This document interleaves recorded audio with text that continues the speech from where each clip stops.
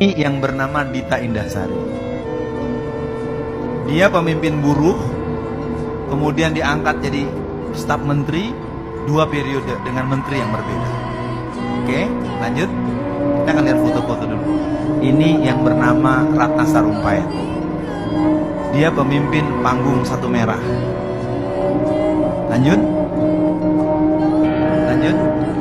Ini 6 orang yang sangat dikenal sebagai penggerak gerakan PKI sejak tahun 80-an. Ya, yang pojok kiri atas namanya Ripka Ciptaning.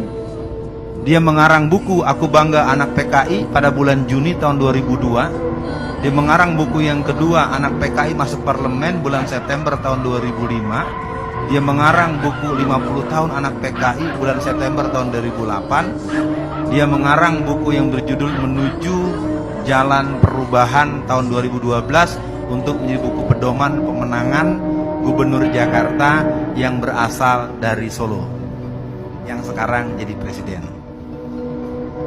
Seragam kotak-kotak itu adalah seragam pemuda Partai Komunis Cina. Mau bukti? Silakan diperiksa koran Media Indonesia terbitan hari Senin tanggal 17 bulan September, halaman 12 pojok kiri atas. Silahkan dibuka, di browsing nanti.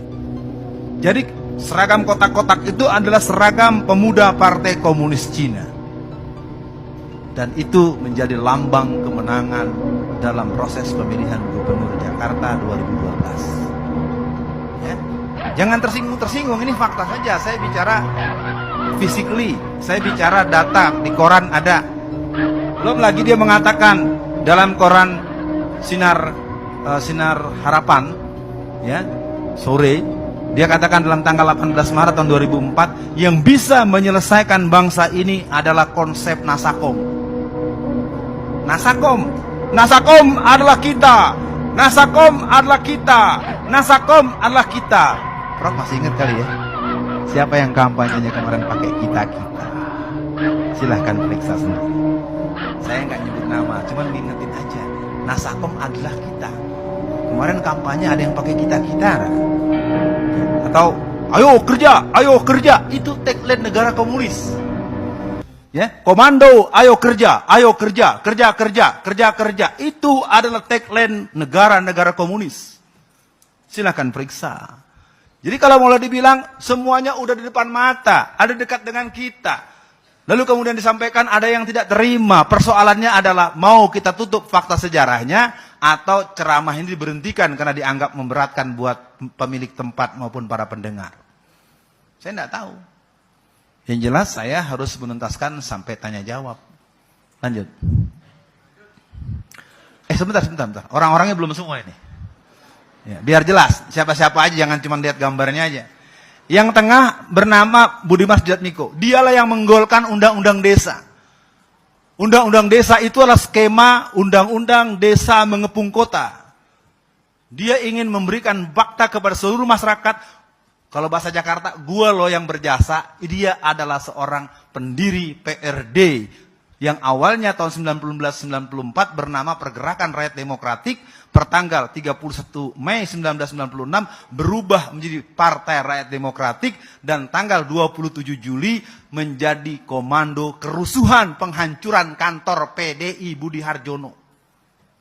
Ya, kalau yang tahu sejarah, ini manusia adalah penghancur PDI.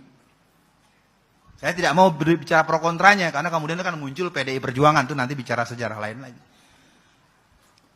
Apa yang dia pimpin? Bagaimana Budiman Sujatmiko itu? Dia adalah seorang pemimpin Partai Demokratik yang mana PRD merupakan PKI dengan casing baru yang sudah melakukan kongres yang ke-8 pada tanggal 24 sampai 26 Maret tahun 2015 di Hotel Akasia, Jakarta Pusat, sederetan dengan kantor Dewan Dakwah Islamiyah Indonesia dan kantor Muhammadiyah Jakarta.